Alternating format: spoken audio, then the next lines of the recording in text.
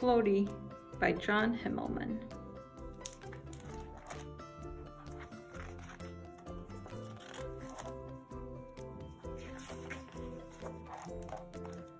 Mr. Raisin lived alone in a little house. Inside that little house, he loved to sew. Mr. Raisin didn't like anything else, only sewing. One morning, he found a basket at his front door. It had a note attached that read, "All yours. Too much trouble. Good luck." Mr. Raisin brought the basket inside. Blah! It was empty.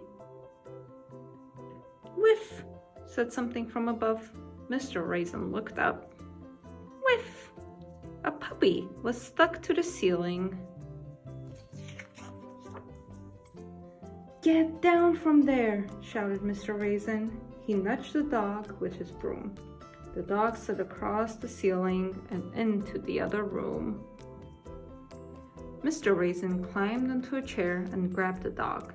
"Outside with you," he said. He opened the door. He was about to let the dog go, but he stopped. "You'll just float away, won't you?" Mr. Raisin brought the dog inside. "This doesn't mean you're staying," he said to the dog. "But I guess dogs need to eat, even annoying ceiling dogs." Whiff! He put a bowl of cornflakes on the floor. Whiff! said the dog from the ceiling. "Oh, you can't come down." Mr. Raisin tossed the cornflakes one at a time into the air. "You probably need water too," he said. The dog floated to the front door.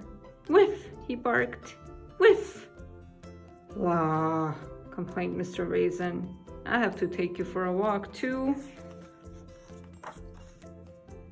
"Funny balloon," said Agnes Withers. "Not a balloon, a dog," barked Mr. Raisin. "Your kite needs a longer tail," said Mr. Poots. "Not a kite, a dog," grunted Mr. Raisin.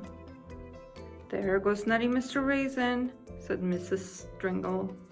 "Blah," said Mr. Raisin. He went back inside.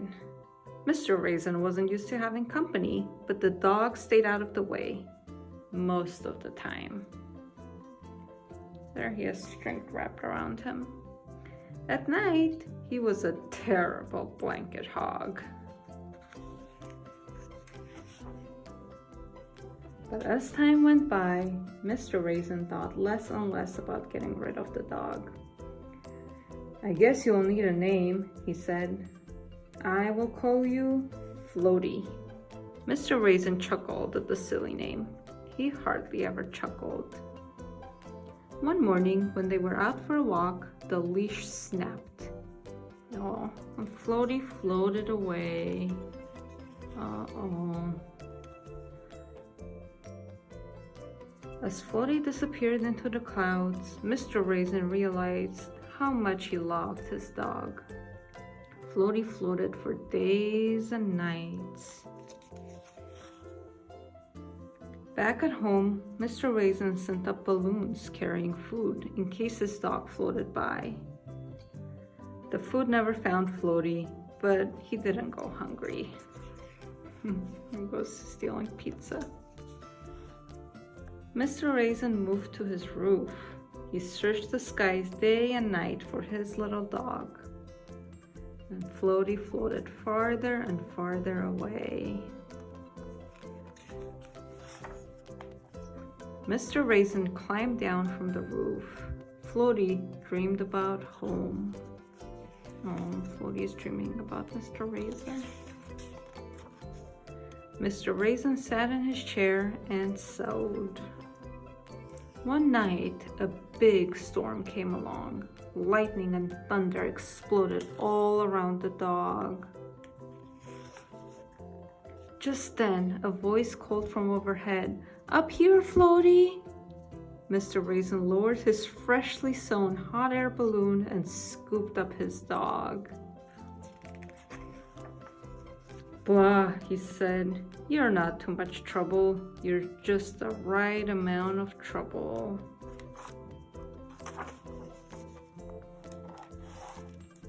The end.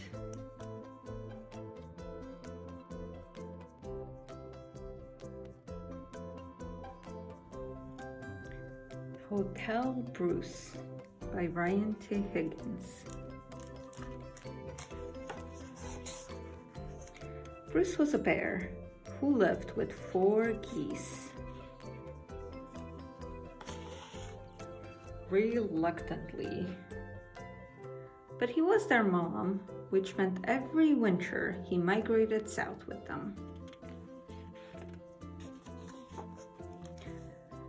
Welcome to Miami. Honk, honk, honk, honk, honk, honk, honk. Wow, a lot of geese going to Miami. He would have preferred to hibernate.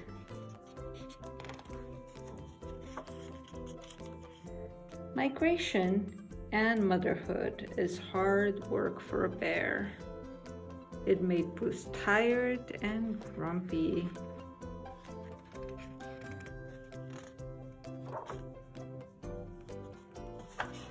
That's why, when Bruce came home one spring to find that mice had moved in and turned his house into a busy woodland hotel, he was not happy. Welcome to the Northwoods Hotel, your home away from home.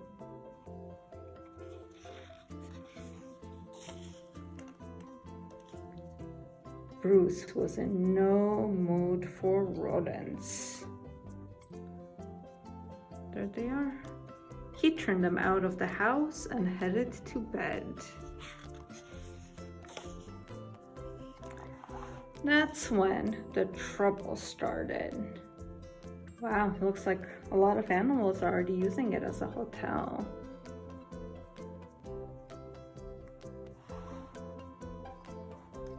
It was a long night.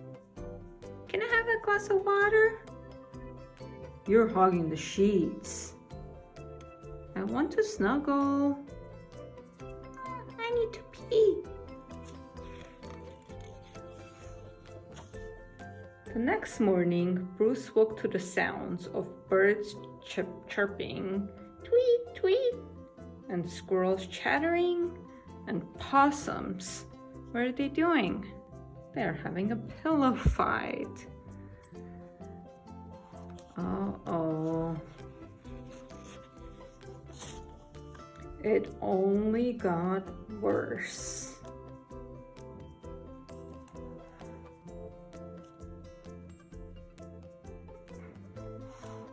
What's the fox doing here? He has a big pot on the stove. He says, "It's a bat. These veggies and spices are good for your shells." He's trying to get the turtles in there.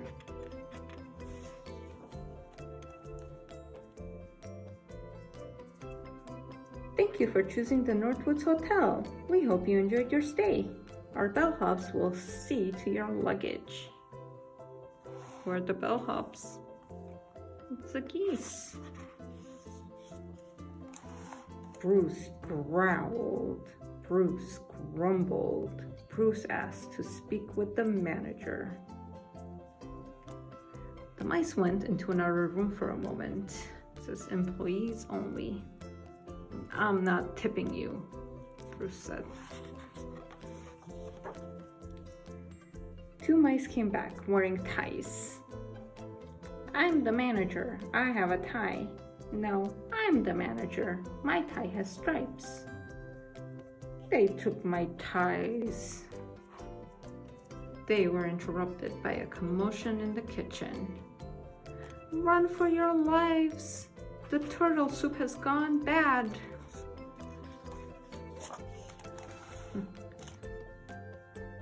Well, turtles seems like they were not happy to be turned into turtle soup. They're chasing the fox.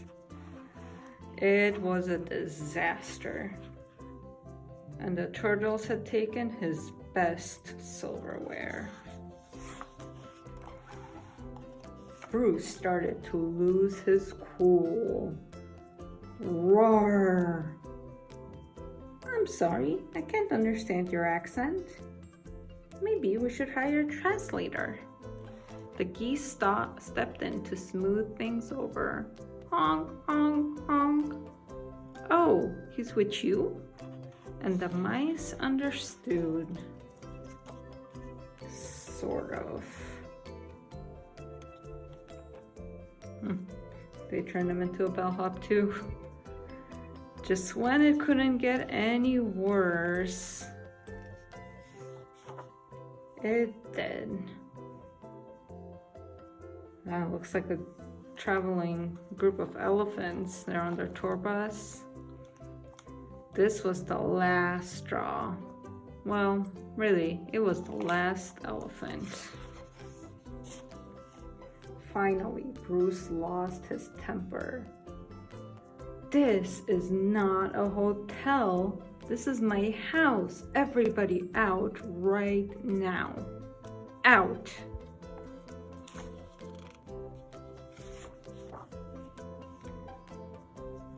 Sheesh, I thought they'd never leave. Mice were expecting to stay. It looks like they got thrown out too. Bruce's house was a quiet, peaceful place once again, and there were no more visitors.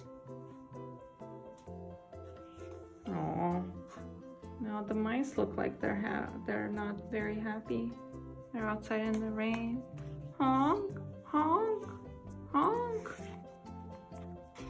The geese are concerned. I don't think they want Bruce to let them in.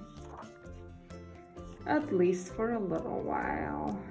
Sigh. Guess they can come in. The end. There's the bellhop geese.